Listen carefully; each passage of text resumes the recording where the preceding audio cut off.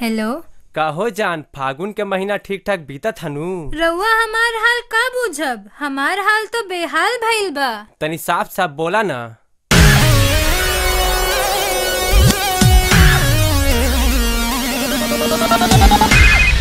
Hello.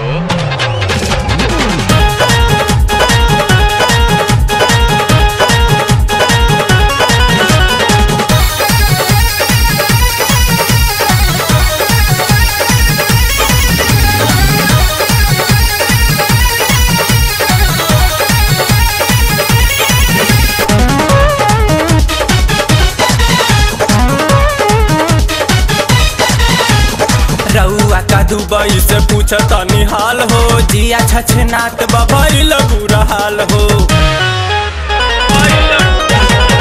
रउआ का Dubai से पूछता निहाल हो, जिया छछनात बभइल बुरा हाल हो।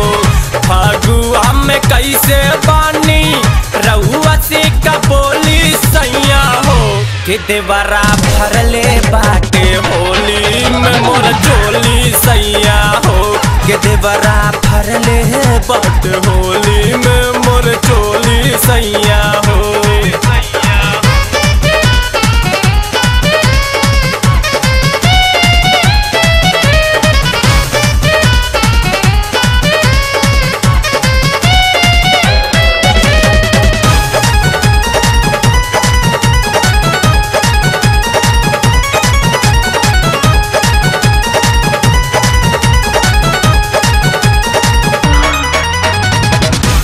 ऐसन जगहिया पे टलले बरंग हो, लागता के कर दीबी धान सब भांग हो। बुझनी ऐसन जगहिया पे टलले बरंग हो, लागता के कर दीबी धान सब भांग हो। रंगवा से गीला कोई दिहल शरीर हो, खटिया के नीचे छुप डाले अबीर हो। रंगवा से गीला कोई दिहल शरीर हो, खटिया के नीचे छुप डाले अबीर हो। रउआ बिन होलिया में जिया टटोली सैया हो, कि देवरा भरले बाटे होली में मोर चोली सैया हो, कि देवरा भरले बाटे होली में मोर चोली सैया हो।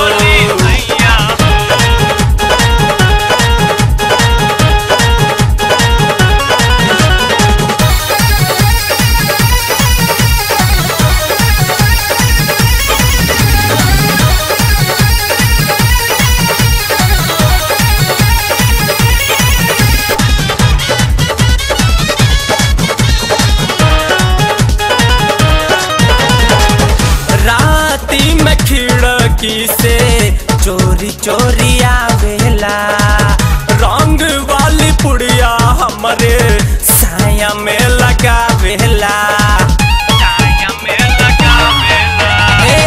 राती में खिड़की से चोरी चोरी आवेला, रंग वाली पुड़िया हमरे साया में लगावेला। कितनो मनाई खूब घर रंगदारी, कहेला कि फगुआ में फाड़ दे बसाड़ी। कितनो मनाई खूब घर रंगदारी, कहेला कि फगुआ में फाड़ दे बसाड़ी। देवरा जवानी आके कब्जा काली खोली सैया हो, कि देवरा भरले बाटे होली में मोर चोली सैया हो, कि देवरा भरले बाटे होली में मोर चोली सैया हो।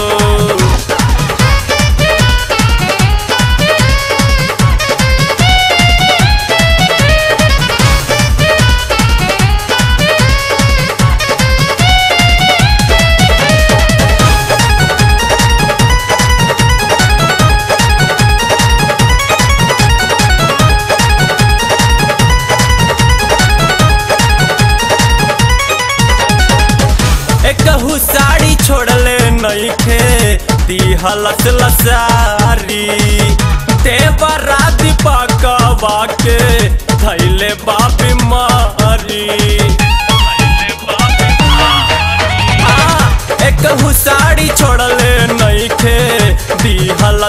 खेसारी देवरा दीपका बाके धैले बा बीमारी पिया बाया शीश तनी बुझी ना लचरिया फगुनी बयार बहसी हर शरीरिया पिया बाया शीश तनी बुझी ना लचरिया फगुनी बयार बहसी हर शरीरिया कहाँ माटी टूटल रंगवा राज कैसे खोली सैया हो के देवरा भरल बाटे होली में मोर चोली सैया हो के देवरा भरले बाटे होली में मोर चोली सैया हो।